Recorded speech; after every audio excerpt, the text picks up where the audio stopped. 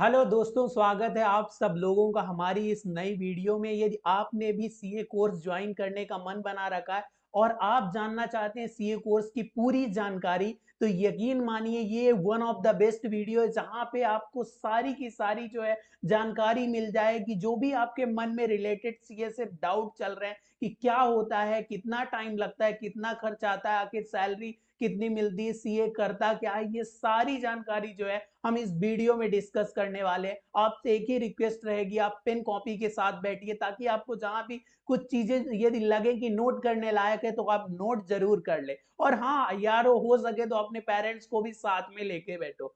तो चलो वीडियो को चालू करते हैं। सबसे पहले जानते हैं कि आखिर जो है वो what is a CA, CA होता क्या है, क्या करता है सीए। तो देखो, सबसे पहले यदि मैं चार्टर्ड अकाउंटेंसी की बात करूं तो इसकी मदर बॉडी होती है institute of chartered accountancy of India, जो पार्लियामेंट के थ्रू जिसका एक्ट जो है पारित है और उसके थ्रू स्टेब्लिश एक बॉडी होती है जो हम सब लोगों को जो है वो डिग्री प्रोवाइड करती है। और यदि मैं कंपनी एक्ट 2013 की बात करूं तो एक्सक्लूसिव पावर एक अकेली सीए को दे रखी है ऑडिट करने की। मींस यहाँ पे चार्टर्ड अकाउंटेंट के अलावा कोई दूसरा व्यक्ति जो है वो ऑडिट नहीं कर सकता है। तभी तो हमारे प्रधानमंत्री भी कहते हैं कि आपकी जो सिग्नेचर है वो हमसे भी बड़ी होती है। तो ये एक्सक्लूसिव एक पावर है। अदरवाइज मैं बात करूं तो एक चार्टर्ड अकाउंटेंट जो है मेनली टैक्सेशन, टैक्स में डायरेक्ट और इनडायरेक्ट दोनों आ गए, इनकम टैक्स, जीएसटी।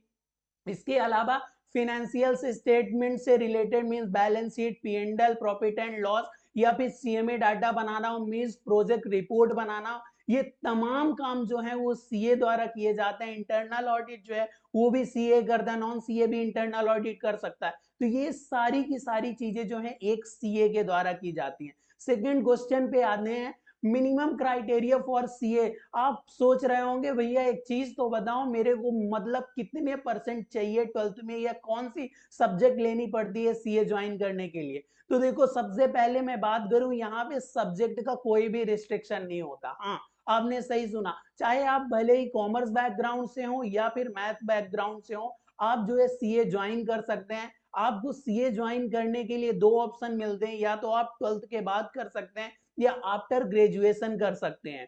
यदि मैं 12th की बात करूं तो मिनिमम आपको सिर्फ 33% होने चाहिए। मीन्स यदि आपके 33% है तो आप सीए कोर्स में रजिस्ट्रेशन करवा सकते हैं और सीए कोर्स जो है परस्यू कर सकते हैं। उसकी पहली एग्जाम फाउंडेशन जो है वो दे सकते हैं। अदरवाइज आपके पास एक ऑप्शन और होता है कि आप जो है सबसे पहले जो है अपना ग्रेजुएशन कंप्लीट करें, उसके बाद सीए में रजिस्ट्रेशन करें। इसके लिए क्या होता है, मिनिमम 55% जो है ग्रेजुएशन में आपके होने चाहिए। और एक चीज और होती है, सीए फाउंडेशन जो है वो आपको, जो सीए की पहली एग्जाम होती है उसको नहीं देने की रिक्वायरमेंट होती है। मेरा रिकमेंडेशन ये है, यदि आपने सीए करने का मन बना रखा है तो आपको आफ्टर 12th जो है एग्जाम जो है देनी चाहिए, क्योंकि जो इसकी एग्जाम होती है वो जून और दिसंबर में होती है एज ऑफ नाउ। तो यहाँ पे आप क्या कर सकते हैं, मीन्स 1 जनवरी मतलब 31 के पहले पहले, यदि सपोज करो, यदि मैं आज की बात करूं तो यदि जून 23 में आपको एग्जाम देनी है तो 31 दिसंबर से पहले पहले जो है आपको सीए फाउंडेशन का रजिस्ट्रेशन करवाना होगा और आप एलिजिबल होंगे सीए की एग्जाम देने के लिए। साथ ही यहाँ मैथ और नॉन मैथ का भी कोई प्रॉब्लम नहीं होता। यदि मैं बात करूं, यदि कोई मैथ से बच्चा है तो सीए फाउंडेशन में वहां पे एक मैथमेटिक्स होती है सब्जेक्ट, जो उसके लिए बेनिफिट हो जाती है। अदरवाइज इनमें कॉमर्स वालों की बात करूं तो वहां पे अकाउंटेंसी और जो है इकोनॉमिक्स एज इट इज आपकी सब्जेक्ट होती है। एक सब्जेक्ट जो है वो नहीं मिलते हैं, वो होता है बिजनेस लॉ। राइट। जो थर्ड क्वेश्चन है वो है कोर्स स्ट्रक्चर क्या होता है, ये कोर्स को है कैसे स्ट्रक्चर होता है, क्या होती है डिजाइन इसकी। तो मैं यदि यहाँ की पहली बात करूं एग्जाम की तो वो होती है सीए फाउंडेशन, देन होता है सीए इंटरमीडिएट और उसके बाद होता है सीए फाइनल। इनके बीच में जो है बहुत सारी ट्रेनिंग होती है। जैसे आप सीए फाउंडेशन जो है पास करते हो तो आपको जो है सीए इंटरमीडिएट की एग्जाम देने को मिलती है आफ्टर 9 मंथ। और उसके बाद यदि आपका एक भी ग्रुप क्लियर हो गया, सीएफ इंटरमीडिएट में दो ग्रुप होते हैं, फर्स्ट और सेकंड, तो यदि एक भी ग्रुप क्लियर हो गया तो आपको आर्टिकलशिप ज्वाइन करनी रहती है। ये आर्टिकलशिप का ड्यूरेशन होता है 3 ईयर। आप या तो आर्टिकलशिप ज्वाइन कर सकते हो सीए इंटरमीडिएट का एक ग्रुप क्लियर होने के बाद, या बोथ ग्रुप क्लियर होने के बाद जो है वो आप आर्टिकलशिप ज्वाइन कर सकते हो। इन 3 साल की आर्टिकलशिप के जो लास्ट के 6 मंथ होते हैं, उस बीच में आपको सीए फाइनल का अटेम्प्ट देने को मिल जाता है। और ये सीए फाइनल भी ग्रुप 1 और ग्रुप 2 दो ग्रुप में डिवाइड होता है। इसके बीच में हमको 2 ट्रेनिंग भी करनी रहती है। जीएमसीएस ओरिएंटेशन ट्रेनिंग होती है, ये एडवांस लेवल और बेसिक लेवल की 2 ट्रेनिंग रहती हैं, जो आपको ड्यूरिंग अ सीए कोर्स जो है वो करनी होती है।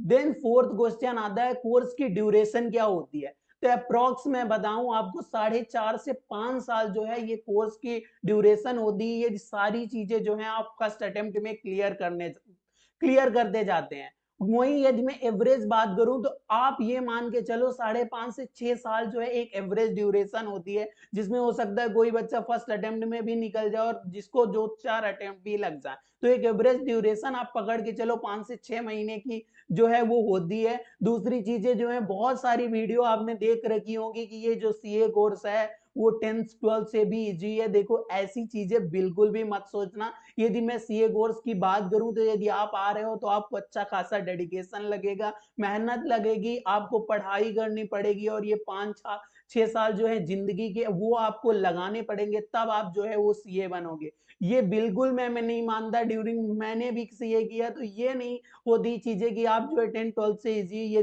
इस प्रोस्पेक्टिव से आ रहे हो, तो बिल्कुल नहीं भाई। यहाँ पे मेहनत करनी पड़ती है। आप सोचो 3.5-4 लाख सीए जो है वो पूरे ऑल ओवर इंडिया में, यदि पॉपुलेशन लगाओ 150 करोड़, तो आप खुद ही परसेंटेज निकाल सकते हो कितना। ये इतना इजी होता तो सर कोई जो है वो सीए बन चुका होता भाई।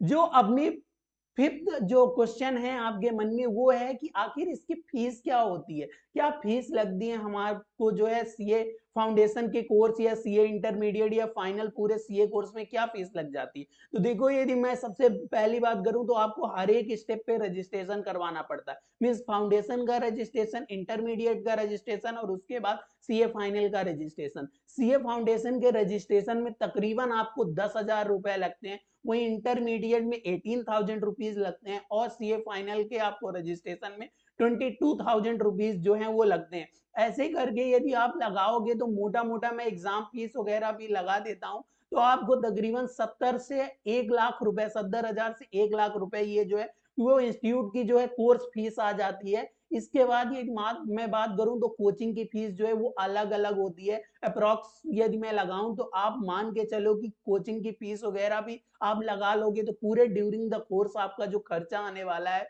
वो 2-2.5 लाख रुपए तकरीबन जो है इसका खर्चा आने वाला है। इसके बीच में जो आर्टिकलशिप होती है वहां पे आपको स्टाइपेंड के रूप में जो है वो पैसे भी मिलते हैं। फर्स्ट ईयर में थोड़े कम, सेकेंड ईयर में उससे ज्यादा और थर्ड ईयर में जो है उससे ज्यादा। यदि मैं बात करूं नॉर्मली जो है अभी रेट जो चल रहा है फर्स्ट ईयर में आपको 2,000 रुपीज, देन जो है 25 या 3,000 रुपीज, और जो है लास्ट ईयर में आपको 3,000 या 3,500 रुपीज मिलते हैं। तो इस हिसाब से यदि आप लगाओगे तो आर्टिकलशिप में आपको बहुत सारे जो पैसे हैं वो एज अ रिफंड भी मिल जाते हैं। ये जो है यहाँ की फीस होती है।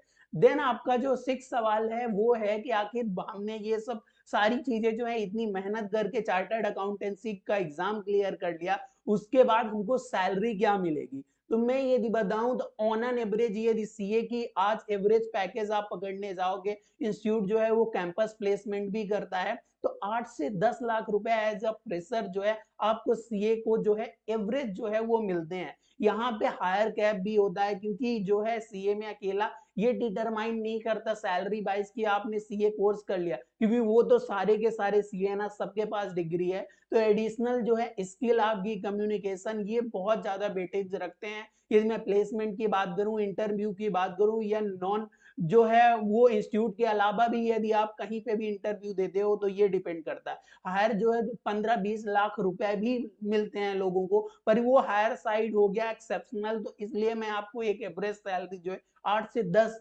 लाख रुपए जो है पर एनम की जो है वो सीए में सैलरी होती है। देन लास्ट आपका क्वेश्चन होगा वो है फ्यूचर ऑफ सीए, ये कोर्स का जो है वो फ्यूचर क्या है? तो यदि मैं फ्यूचर प्रोस्पेक्टिव से बात करूं तो आज हर कोई यदि आप देखो तो स्टार्टअप का ज़माना है, हर कोई अपना जो है स्टार्टअप जो है वो खड़ा करना चाहता है।